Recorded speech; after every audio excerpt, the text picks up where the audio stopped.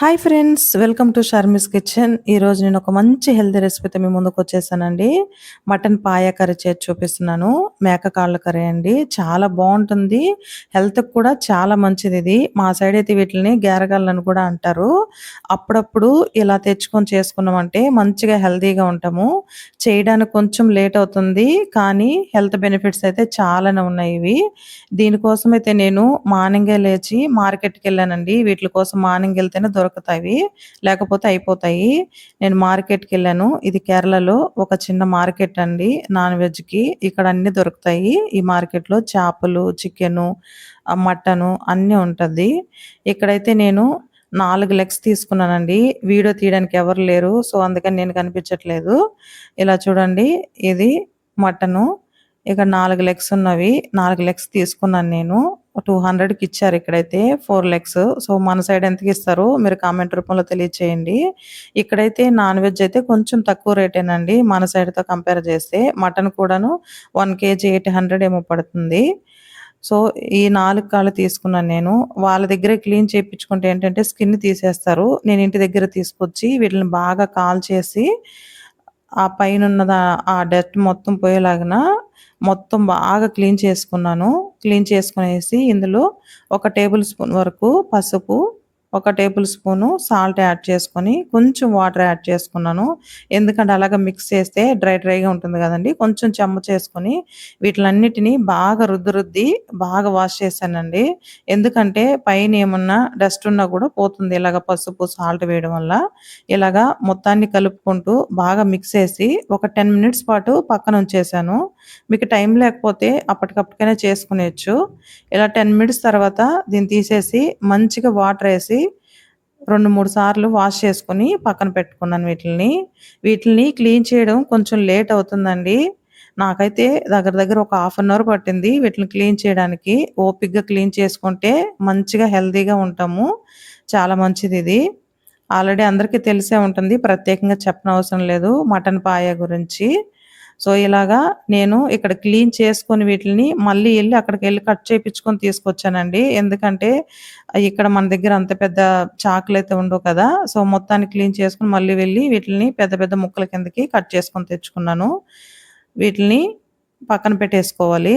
ఇలాగ వాష్ చేసుకొని డైరెక్ట్గా వాష్ చేసుకోవడం కన్నా కూడా ఇలాగ పసుపు ఉప్పు వేసుకొని వాష్ చేసుకుంటే ఏమి ఆ స్మెల్ కూడా లేకుండా ఉంటుంది. ఇప్పుడు మసాలా కోసము ఒక మిక్సీ జార్ తీసుకొని ఇందులోకి ఒక 10-15 లవంగాలు, ఇంచు దాల్చిన చెక్క, అదేవిధంగా 1 టేబుల్ స్పూన్ వరకు మిరియాలు యాడ్ చేసుకుంటున్నాను. ఒక అనాస పువ్వు కూడా యాడ్ చేసుకున్నాను. మరి ఎక్కువ మసాలాలు వేసినా కూడా బాగుండదండి. ఒక 3 యాలకులు, 4 కాళ్ళకి ఇవి సరిపోతాయి. 1 టేబుల్ స్పూను జీలకర్ర, 1 టేబుల్ స్పూను ధనియాలు, నేను సోంపు కూడా 1 టేబుల్ స్పూన్ యాడ్ చేసుకున్నానండి. వీటిని మెత్తటి పౌడర్ లాగా పేస్ట్ చేసుకోవాలి. పౌడర్ అన్నా చేసుకోవచ్చు, లేదా వాటర్ వేసన్నా పేస్ట్ చేసుకోవచ్చు. ఇప్పుడు ఒక కుక్కర్ తీసుకొని అందులో కర్రీకి సరిపడా ఆయిల్ యాడ్ చేసుకోవాలి. ఆయిల్ బాగా హీట్ అయిన తర్వాత 1 టేబుల్ స్పూను షాహీ జీరా, 2 బిర్యానీ ఆకులు, 1 పచ్చిమిర్చిని కూడా యాడ్ చేసుకోవాలి. వీటిని లైట్గా ఫ్రై చేసుకోవాలి. కుక్కర్లో పెడితేనే కర్రీ తొందరగా ఉడికిపోతుంది. మామూలుగా అయితే ఎక్కువ టైం పడుతుంది.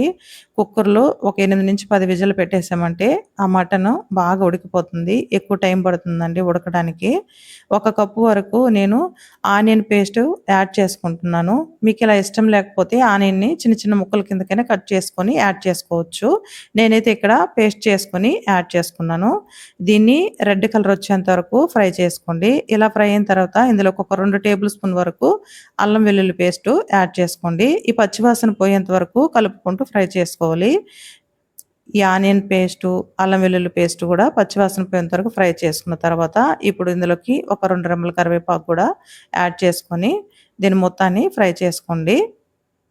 ఇలా ఫ్రై చేసుకున్న తర్వాత ఇప్పుడు ఇందులోకి నేనైతే టమోటాలని ఒక పెద్ద టమోటాలు ఒక 2 తీసుకున్నానండి. చిన్న చిన్న ముక్కలుగా కట్ చేసుకొని యాడ్ చేసుకుంటున్నాను. మీకు ఇష్టమైతే దీన్ని కూడా పేస్ట్ చేసి కూడా యాడ్ చేసుకోవచ్చు. ఈ టమోటాల పైన స్కిన్ బాగా మెత్తగా అయిపోయేంత వరకు, ఆ స్కిన్ సపరేట్ అయ్యేంత వరకు దీన్ని కలుపుకుంటూ ఫ్రై చేసుకోండి. ఇలా కలుపుతున్నప్పుడే టమోటాలను కూడా చిరిమేసుకున్నా కూడా మంచిదేనండి, తొందరగా బాయిల్ అయిపోతుంది. ఇలాగా మొత్తాన్ని ఫ్రై చేసుకున్న తర్వాత ఇప్పుడు ఇందులోకి మనం ముందుగా శుభ్రం చేసి పెట్టుకున్నాం కదండీ మేక కాళ్ళు, వాటిని ఇందులోకి యాడ్ చేసుకునేయాలి. నేనైతే ఇక్కడ ఒక్కొక్క కాల్ని 3 ముక్కల కింద కట్ చేసుకున్నానండి. మీరు ఇంకా చిన్నగా కూడా కట్ చేసుకోవచ్చు.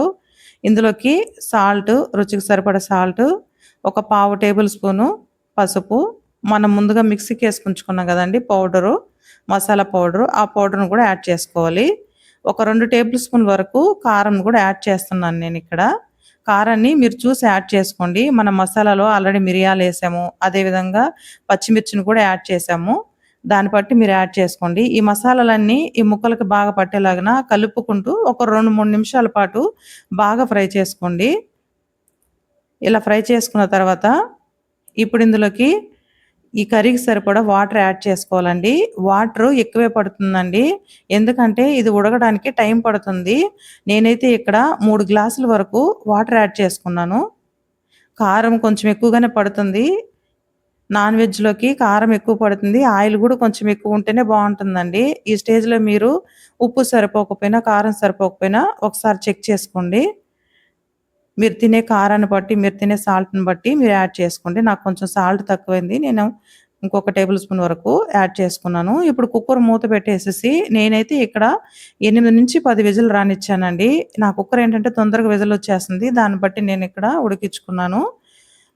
ఇలాగ అయిపోయిన తర్వాత ఈ కుక్కర్‌కి ప్రెషర్ మొత్తం పోయిన తర్వాత ఓపెన్ చేసి చూసామంటే మనకు మటన్ పాయ కర్రీ రెడీ అయిపోయి ఉంటుంది.